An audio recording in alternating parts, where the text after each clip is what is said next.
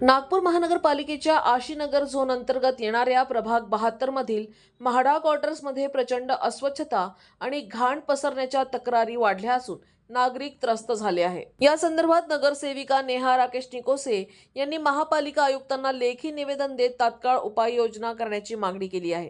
निवेदनात म्हटले आहे की परिसरात कचरा साचल्यामुळे डेंग्यू, मलेरिया, कावीळ यासारख्या आजारांचा वाढता धोका निर्माण झाला आहे। तुटलेले चेंबर, फुटलेले पाईप तसेच बाथरूम, सांडपाणी व्यवस्थेची दयनीय अवस्था यामुळे नागरिकांना दररोज गंभीर समस्यांना सामोरे जावे लागत आहे।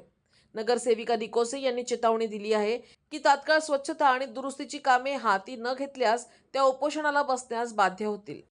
म्हाडा क्वार्टर नारी मधले पुरी जनसमुदाय आलेली आहे। ही जनसमुदाय अशीच नाही आली आहे, यांना त्रास आहे। इथला प्रत्येक व्यक्ती हा बिचारा गरीब आहे ना, मजदूर आहे। मजदूर अख्खा ते रोज कामाला जाऊन आणणारे लोक आहे, असं रोज कामाला जाऊन खाणारे लोक आहेत। इथला प्रत्येक माणूस, प्रत्येक व्यक्ती हा गरीब आहे। आणि आज त्यांची स्थिती आपण म्हणतो, आजचे आपले पंतप्रधान म्हणतात स्वच्छ नागपूर, सुंदर नागपूर, स्वच्छ भारत, सुंदर भारत हा जेव्हा नारा देतात तेव्हा आमच्या उत्तर नागपूरमध्ये येऊन बघा तुम्ही, इतकी गंदी परिस्थिती आहे या इलाक्यामध्ये।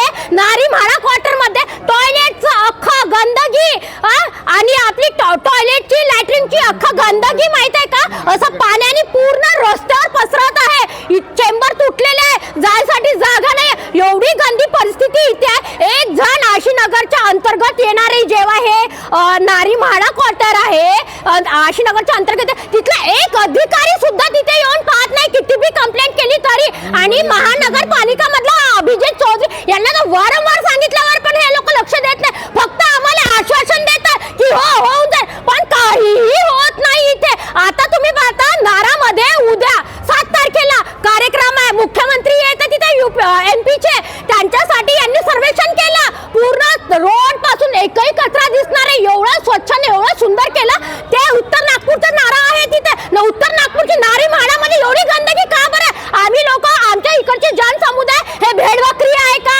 जानवर आहेत का, याचं तुम्ही का नाही करत? आता प्रशासन बसलाय, प्रशासनाने केलं पाहिजे। हा आमचा हक्क आहे, हा आमचा हक्क आहे ना, आम्ही हक्क, आमचा न्याय मागतो। हे आम्हाला एक सामान्य जनता म्हणून जेव्हा टॅक्स घेते, ही महानगरपालिका जेव्हा टॅक्स घेते, यांचे टॅक्सवर यांचे पगार होतात, तर हे आम्हाला मूलभूत गरजा पण पुरवू शकत नाही का?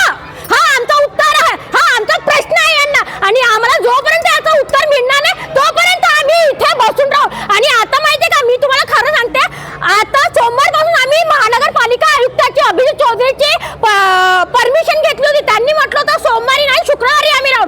शुक्रवारी आम्ही इथे आलेलो, तरी पण आम्हाला हे लोक जाऊ देत नाही। तुम्ही बघा ना, गंड्या पद्धतीने बॅरिकेड लावून ठेवले, आम्ही इथे बसतो म्हटलं, तरीही हे लोक आम्हाला अंदर जाऊ देत नाही आहे। कधीपासूनची मागणी आहे तुमची? कधीपासून तुम्ही लढा देताय? आम्ही 6 महिन्यापासून, अख्खा 1 वर्ष 2 वर्ष झाले आहेत ताई, आम्ही हा लढा देतच। आणि आम्हाला इथले जे अभिजित चौधरी आयुक्त आहेत ना, आम्हाला फक्त आश्वासन देतात, आश्वासन शिवाय आम्हाला काहीही मिळालेलं नाहीये। आताही जरी डिमांड पूर्ण झाली नाही तर पुढचं पाऊल काय असणार? आम्ही इथेच बसून आम्हाला उपोषण करू, पण जोपर्यंत आमचं मूलभूत गरजा पूर्ण होणार नाही तोपर्यंत आम्ही इथून उठून नाही। कोणता एरिया आहे तुमचा? आमचा इथला नारी म्हाडा आहे, समतानगरचा एरिया आहे, कल्पना नगरचा एरिया आहे, बाबाजी नगरचा अख्खा चेंबर तुटून गेलेला आहे, आरडीपी लाईन खुली पडलेली आहे, तिथे बाजार भरते, बाजार तिथे साप वगैरे रोजचे निघतात। आणि तिथे एखादा व्यक्ती, एखादा मुलगा मरू शकतो, तरी या लोकांनी काही अजूनपर्यंत पाहिलेलं नाहीये। कोणीच अधिकारी आतापर्यंत आले? कोणीच नाही। आणि अधिकाऱ्यांचं काय, आमच्या आशीनगर झोनच्या अधिकाऱ्यांचं एकच